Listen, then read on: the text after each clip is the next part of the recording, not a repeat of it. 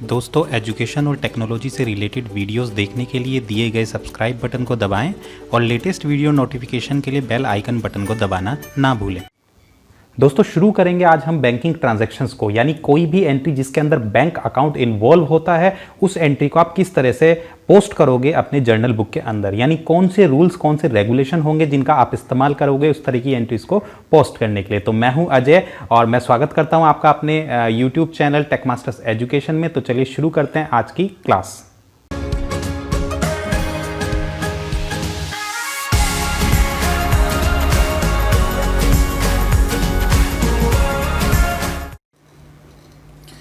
तो banking transaction हमारा chapter number 8, ठीक है। तो इसमें हम सबसे पहले बैंकिंग ट्रांजैक्शन में जो चीज़ ध्यान रखनी है वो है हमारे लिए कि जब भी किसी एंट्री में कोई भी लेन देन, चाहे वो पेमेंट हो, रिसिप्ट्स हो, परचेज हो या फिर सेल्स हो, अगर उसमें कोई भी वर्क के बीच, कोई भी ट्रांजैक्शन के बीच बैंक नाम का अकाउंट आपका इन्वॉल्व हो रहा है तो वो बैंकिंग ट्रांजैक्शंस उसमें यानी कि शामिल है, यानी बैंक टाइटल उसमें शामिल है। तो जहाँ पर भी ऐसी एंट्री आएंगी जहाँ पर बैंक शामिल होगा तो उसको हम किस तरह से जर्नल बुक में लिखेंगे, ठीक है। तो सबसे पहले हमारा जो बैंकिंग ट्रांजैक्शन का एक टाइप आता है वो होता है कॉन्ट्रा एंट्रीज, ठीक है। तो कॉन्ट्रा एंट्रीज क्या होती है? कॉन्ट्रा एंट्रीज में क्या होता है कि जैसे एक कंपनी है, मान लो ये एक हमारी कंपनी है, ठीक है। तो कंपनी में पैसा दो शेप में होगा, एक तो होगा कैश और एक होता बैंक में रखा बैलेंस, ठीक है। तो ऐसी कंडीशन में अगर कंपनी ने अपने ही कैश को उठाकर बैंक में डिपॉजिट कर दिया, ठीक है, तो वो क्या कहलाएगी? Contra entry. कैसी एंट्री होती है कॉन्ट्रा एंट्री? जो कैश और बैंक के बीच की एंट्रीज होती हैं वो कॉन्ट्रा एंट्री कहलाती है, लेकिन उसमें कैश भी हमारा ही होना चाहिए और बैंक अकाउंट भी जिसमें वो ट्रांसफ़र हो रहा है वो भी हमारा होना चाहिए, या बैंक भी वो हमारा होना चाहिए जिससे पैसा नगद निकाला जा रहा है, तो वो जिस व्यक्ति द्वारा, जिसके द्वारा वो पैसा निकाला जा रहा है वो भी उस कंपनी का ही ओनर होना चाहिए, ठीक है। तो ऐसी कंडीशन में जब पैसा एक जगह से दूसरी बैंक अकाउंट में ट्रांसफ़र हो रहा है, दोनों ही चीज़ किसकी है? कंपनी की है, तो वो उनके बीच की जो ट्रांजैक्शन है वो क्या कहलाएगी? वो कहलाएगी कॉन्ट्रा एंट्रीज, ठीक है। तो अब चाहे बैंक में पैसा जमा करा हो, चाहे बैंक से पैसा निकाला हो यानी विड्रॉ करा हो, ठीक है। इसी तरह से मान लो कंपनी के दो बैंक में अकाउंट थे, ठीक है। मान लो एक पीएनबी में था और एक एसबीआई में था। सपोज दैट ये पीएनबी और ये एसबीआई। तो अगर कंपनी अपने ही एक बैंक अकाउंट से दूसरे बैंक अकाउंट में ट्रांसफ़र कर रही है ना, तो उसे भी हम क्या कहेंगे? कॉन्ट्रा एंट्री, क्योंकि वो पैसा हमारा ही है, बस एक जगह से उठ के दूसरे जगह पर जा रहा है, लेकिन दोनों ही जगह हमारी है। तो कॉन्ट्रा एंट्री में आप क्लियर हो गए होंगे कि कॉन्ट्रा एंट्री में चाहे अपने ही एक बैंक अकाउंट से किसी अपने ही दूसरे बैंक अकाउंट में ट्रांसफ़र करना हो, या अपने ही कैश से दूसरा एक अलग कैश अकाउंट में हमें ट्रांसफ़र करना हो, दोनों हमारे ही होने चाहिए, या बैंक से कैश में या कैश से बैंक में, तो वो हमारी क्या कहलाएंगी? Contra entry. देखिए, cash account to cash account ये थोड़ा कंफ्यूज कर रहा होगा। देखो, ऐसा होता है कि जब हम अपने कैश से सारा खर्च करते हैं तो कैश आता है, लेकिन क्या होता है कई बार हम अपने बिजनेस में खर्चा करने के लिए किसी और व्यक्ति को कैश पकड़ा देते हैं कि भैया मैं तो जा रहा हूँ छुट्टी पर, या मैं तो एक काम के सिलसिले में बाहर जा रहा हूँ, तो आप ये कोई, मैं ये 5,000 रुपये पकड़ा रहा हूँ या 50,000 रुपये पकड़ा रहा हूँ, तो जो भी कंपनी में खर्चा हो वो आप इससे कर सकते हो चार्ज।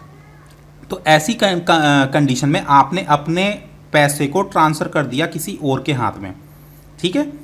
तो वो है तो आपका ही, ये वाला भी आपका ही, और जो ट्रांसफ़र करके आपने उसके पास छोड़ा है वो भी आपका ही पैसा है। तो ये होता है पैटी कैश ट्रांसफ़र करना, यानी आपकी अब्सेंस में अगर आपने किसी और को खर्चा करने के लिए पैसा दे दिया है तो पैसा तो आपका ही रहेगा जब तक खर्च नहीं होता वो, है ना, लेकिन वो आपके हाथ में रखे हुए कैश में काउंट नहीं होगा, वो पैटी कैश यानी दूसरा नाम दे दिया जाएगा, होगा वो कैश ही, ठीक है। तो इसलिए मैंने यहाँ पे लिखा है कैश को जब हम ट्रांसफ़र करते हैं अदर कैश में, तो अदर कैश कौन सा था? Petty cash. अदर कैश, या फिर ऐसे भी समझ सकते हो कि आपने अपने बिजनेस में खर्च करने के लिए किसी और बंदे को पैसा दे दिया, ठीक है। अब बात आती है सेकेंड, बैंकिंग ट्रांजैक्शन में और एक सबसे बड़ा जो सोर्स होता है या जिसके थ्रू ये बैंकिंग ट्रांजैक्शंस होती हैं वो होता है चेक। आपने सुना ही होगा। चेक क्या होता है? एक कैश की बजाय हम एक पेपर एक नोट लिख के दे देते हैं अपने बैंक को कि भाई मेरे इस चेक को या मेरे इस नोट को प्रेजेंट करने वाले व्यक्ति को इतने रुपए का पेमेंट मेरी इच्छा अनुसार कर दिया जाए, ठीक है, तो वो होता है चेक। तो अब देखो ये चेक कैसे कैसे इशू होता है। एक तो at the time of payment, अगर हम किसी को पेमेंट कर रहे हैं और चेक के माध्यम से पेमेंट कर रहे हैं, है ना, तो वो तो ऐसी कंडीशन में उस चेक को हम क्या लिखेंगे, बैंक अकाउंट लिखेंगे। दूसरा क्या टाइप होता है, चलो पहले इसको समझ लेते हैं हम एक बार, कि ऐसा चेक जब किसी पेमेंट के लिए इशू किया जाता है तो उस चेक को, क्योंकि वो जाने वाली वस्तु होगी, है ना, कैश क्या होता है, एक आइटम होता है ना, एक माल होता है ना, तो ऐसी कंडीशन में ये वस्तु कहलाएगा एक चेक। तो जाने वाली वस्तु को हम क्रेडिट करते हैं, तो वहाँ पे ऐसा नहीं लिखेंगे कि मतलब किसी को पेमेंट दे दिया तो वो डेबिट और टू हमारे पास चेक गया तो टू चेक लिख देंगे, नहीं, हम क्या लिखेंगे, बैंक अकाउंट। क्यों लिखते हैं ऐसा, देखो मान लो एक कंपनी है और कंपनी के पास एक तो हाथ में रखा पैसा है 10,000 और कंपनी का अपना एक बैंक अकाउंट है उसमें भी रखा है 10,000। अब मान लो मैंने किसी को नगद पेमेंट करा, मान लो मैंने लेबर को यानी मजदूरी दी, वेजिस 1,000 रुपये की, तो मान लो मैंने नगद दी, तो पैसा कहाँ से घटेगा, यहाँ से घटेगा क्योंकि नगद दिया है। यानी बैंक में बैलेंस मेरा कितना रहेगा, 10,000 ही, लेकिन हाथ में रखा कैश कितना हो जाएगा, 10 में से 1 घटा तो कितना बच गया, 9,000 रुपये। यानी टोटल अगर ओवरऑल पैसा मैं देखूँ तो 19,000 ही बचा मेरे पास। लेकिन मान लो मैंने कुछ बंदों की सैलरी चुकाई जिसका टोटल 1,000 रुपये बैठा, अब वो मैंने कैश ना देके मैंने कहाँ से दिया, चेक से दिया, तो वो यहाँ पे रखा पैसा थोड़ी ना कम होगा, मेरे बैंक अकाउंट में जितना पैसा जमा है वहाँ से, क्योंकि चेक मैंने बैंक का काटा होगा। तो ऐसी कंडीशन बैंक में रखा बैलेंस कम होगा, कितना, 1,000 रुपये काट दिया, कितना रह गया, 9,000 रुपये, है ना। अब अगर मैं वेजिस को, मैं इसे नहीं काउंट करता इस एंट्री को, 10,000 यहाँ थे, 10,000 यहाँ थे, टोटल पैसा कितना था, 20,000 रुपये। लेकिन अब मैंने सैलरी के लिए चेक काट दिया 1,000 रुपये, तो कितना चला गया, 1,000 रुपये। अगर मैं टोटल की बात करूँ तो 19,000 मेरे पास बचा है, लेकिन अगर मैं बैंक की बैलेंस की बात करूँ तो 10,000 से वो 1,000 कम हो गया, यानी 9,000 रुपये। और अगर कैश की बात करूँ तो भैया वो तो पहले जितना ही है। तो ये डिफरेंस होता है, इसीलिए जब हम चेक काटते हैं तो हमेशा बैंक से पैसा कटता है, इसीलिए उसे हम बैंक लिखेंगे ना कि कैश लिखेंगे। एग्जाम्पल के तौर पे एक एग्जाम्पल लिखते हैं, paid to Mohan 1,000 by cheque, तो ये पेमेंट की एंट्री है, मोहन पैसा प्राप्त कर रहा है तो मोहन तो डेबिट होगा ही होगा डेफिनेटली। टू में अब पेमेंट कर रहा हूँ तो कैश जा रहा है, तो कैश जा रहा है तो मैं कैश नहीं लिखूंगा, चेक जा रहा है। चेक किस पे अफेक्ट करेगा, बैंक अकाउंट पे अफेक्ट करेगा, यानी पैसा उठ के हाथ में रखे हुए पैसे से कम नहीं होगा, बैंक में रखे हुए पैसे से कम होगा। तो हम क्या करेंगे, टू बैंक लिखेंगे इसको, कितना, 1,000, ठीक है। इसी तरह at the time of receipt, अगर चेक की बात हो रही है, हमारी रिसिप्ट की, हमें चेक रिसीव हुआ है, तो ऐसी कंडीशन में हम उसे क्या लिखेंगे, कैश लिखेंगे। रीजन क्यों लिखेंगे भैया कैश, ठीक है, हम समझ लेते हैं बात। आप प्रैक्टिकली तौर पे सोचो, मान लो आपको किसी ने 10,000 रुपये का चेक दिया, आप बैंक में गए और बैंक में हमने चेक प्रेजेंट करा, तो हो सकता है वो आपको कैश दे दे, वो आपको ये कहे ही ना कि भैया इसे बैंक में जमा करना पड़ेगा, नगद भी तो दे सकते हैं, है ना। यानी विदाउट क्रॉस्ड, अगर कोई मान लो चेक हमारे पास ऐसा है, यहाँ लिखा है कि भैया 10,000 रुपये का पेमेंट जो है करना है, अगर यहाँ पे वो क्रॉस्ड नहीं है तो आप उसका नगद पैसा ले सकते हो बैंक में जाके, और अगर वो क्रॉस्ड है तो वो आपके बैंक अकाउंट में ही जमा होगा।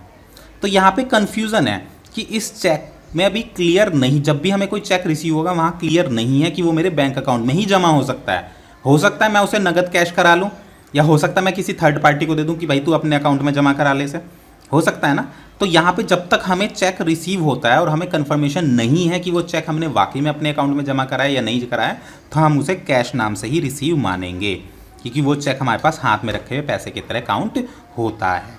चेक एग्जाम्पल के तौर पे, cheque of ₹3,000 received from Mohan, तो भैया प्राप्त हो रहा है, तो मैं बैंक तो लिख नहीं सकता क्योंकि मुझे क्लियर नहीं है कि वो चेक जो मेरे को मोहन से मिला है वो मैंने बैंक में जमा कर दिया। अगर मेरे को क्लियर होता, इसमें लिखा होता कि हमने साथ के साथ उसे बैंक में जमा कर दिया, तो मैं लिखता बैंक अकाउंट डेबिट, आने वाली चीज़।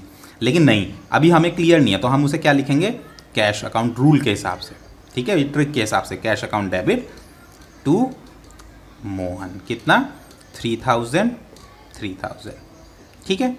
इसके बाद हम चलते हैं, तो ये तो हो गया हमारा टाइप की अगर चेक हमारा इन्वॉल्व होता है किसी भी ट्रांजैक्शन में तो हम उसे किस तरह से ट्रीट करते हैं।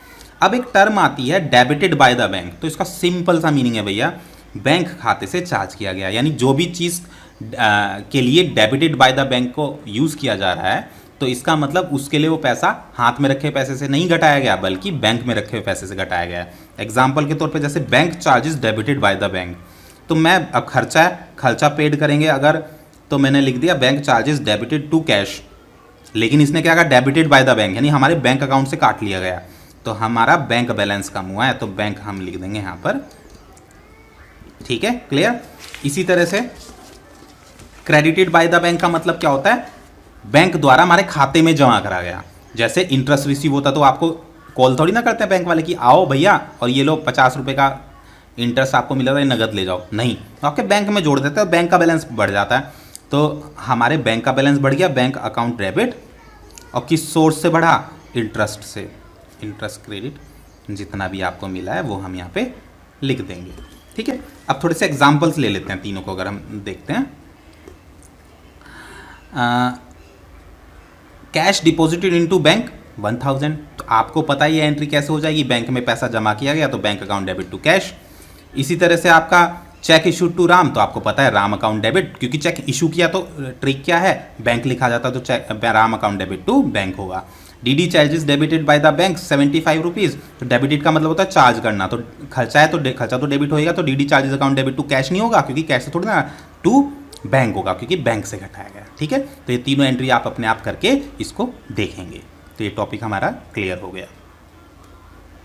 दोस्तों उम्मीद करता हूं कि आपको ये चैप्टर बहुत ही अच्छा लगा होगा और आपके लिए बहुत ही यूज़फुल कंटेंट रहा होगा। और अगर आपको हमारी ये वीडियो पसंद आई तो प्लीज़ हमारी वीडियो को लाइक करें। साथ ही अगर आप हैं नए हमारे चैनल पे तो हमारे चैनल को सब्सक्राइब ज़रूर करें और बेल आइकन बटन को दबाना ना भूलें, ताकि कोई भी नया वीडियो सबसे पहले आप तक नोटिफिकेशन के ज़रिए पहुँच जाए। थैंक यू दोस्तों।